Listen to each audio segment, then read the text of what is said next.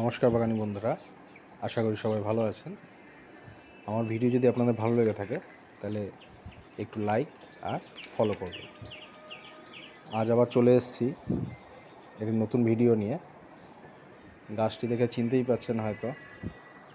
হ্যাঁ, ঠিকই ধরেছেন, এটা লাউ গাছ। কিছুদিন আগে আমি কিছু দানা রোপণ করেছিলাম, সেই ভিডিওটা করা হয়নি।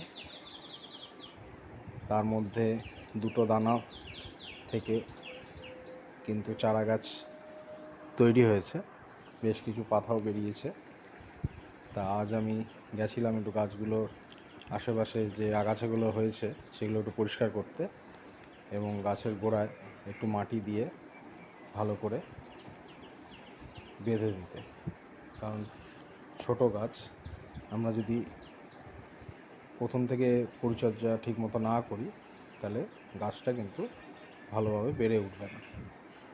দেখতেই পাচ্ছেন মোটামুটি কিছু কিছু পাতা বেরিয়েছে।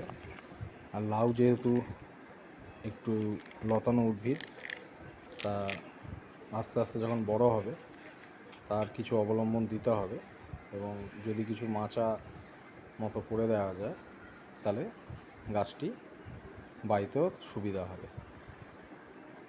তাই এখনও সেরকম কিছু করা হয়নি। আগে গাছটা কিছুটা বড় হোক, তারপরে আমরা তার মাচাটা তৈরি করব।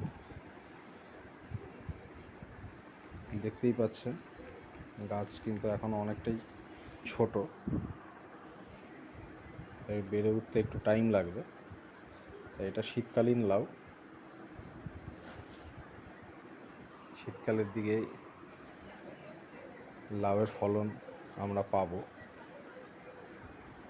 তাই আপনারাও যদি বাড়িতে বাগানে লাউ গাছের দানা রোপণ করতে চান তাহলে এইভাবে একটু মাটি উঁচু করে নিয়ে দানাগুলো একটু জলে ভিজিয়ে যদি ঠিকভাবে রোপণ করা যায় তাহলে তার থেকে কিন্তু অবশ্যই চারা গাছ তৈরি হবে।